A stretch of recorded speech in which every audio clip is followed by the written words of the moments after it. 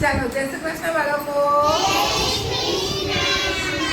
ચાલો આપણી પરીક્ષા પતી ગઈ, પણ હજુ તમારા ચિત્રકામમાં મારે માર્ક્સ મૂકવાના છે. તો એક સરસ મજાનું ચિત્ર દોરાવો, બરાબર? જે સરસ દોરશે તે પ્રમાણે એના માર્ક્સ મળશે. કૂકડો જોયો તમે? કૂકડો કેવું બોલે? હા, બધા કૂકડા થઈ ગયા તમે તો.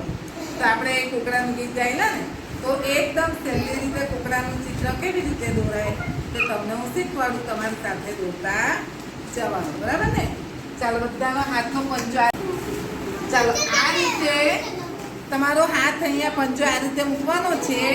એમાં અંગૂઠો આ રીતે ઊંચો રહે એ રીતે મૂકજો અને આંગળી આ રીતે રહે, બરાબર? હવે અહીંયાથી તમારે શું કરવાનું, તમારી પેન્સિલ વડે આ અંગૂઠાને આ રીતે દોરી અને ચારે ચાર આંગળીમાં થઈ અને ચોક આપણે પેન્સિલને તમારે આ રીતે દોરવાનું છે. તમે જોજો, કૂકડો, એની કલગી, એના પગ અને એના પીછા બધું દોરાઈ જશે. હવે આવું થશે પછી તમારે હાથ ઉંચકી લઈ અને અહીંયાથી આવું કરી દેવાનું છે. ચાલો હવે અહીંયા આગ દોરી દેજો. પછી અહીંયાથી સ્ટેપ તમારે એવો લાગે તો આમ થોડુંક સ્ટેપ આપી દેવાનું, બરાબર?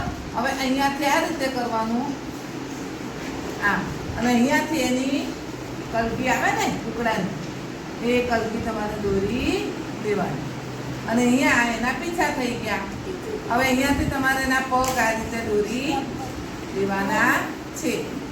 હવે અહીંયાથી આમ કરીને તમારે એનો આકાર આપી દેવાનો. અને અહીંયા પછી તમે કલર પૂરી દો તો પણ કૂકડો સરસ મજાનો દેખાય. તમે જોજો ટીચર રંગીન ચોક વડે એના બધા પીછા આપણે રંગબેરંગી હોય ને કૂકડો, તો આપણે અહીંયા જોજો ટીચર અહીંયા એનો કલગી છે તે આ રીતે કરી દે છે.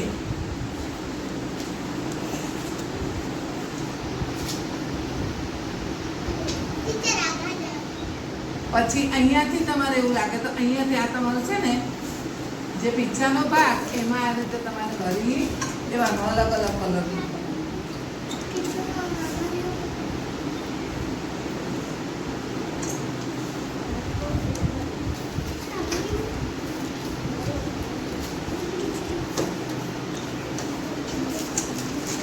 કેવો લાગે કૂકડો? મસ્ત લાગે ને? હા, તો તમારે પણ આવું ચિત્ર દોરતા શીખવાનું. આપણે ભણીએ પણ એની સાથે સાથે ચિત્રકામ પણ આવડવું જોઈએ, બરાબર ને? ચિત્ર દોરવાનું ગમે તમને?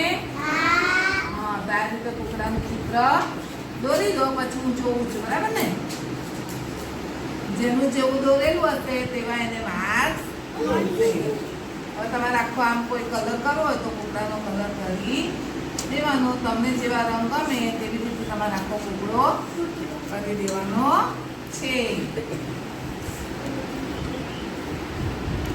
જોજો બધા.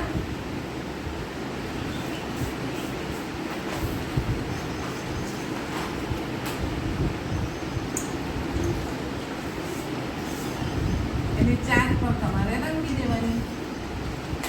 કેવો લાગે હવે? થઈ ગયો ને કૂકડો? તાળી પાડી દો.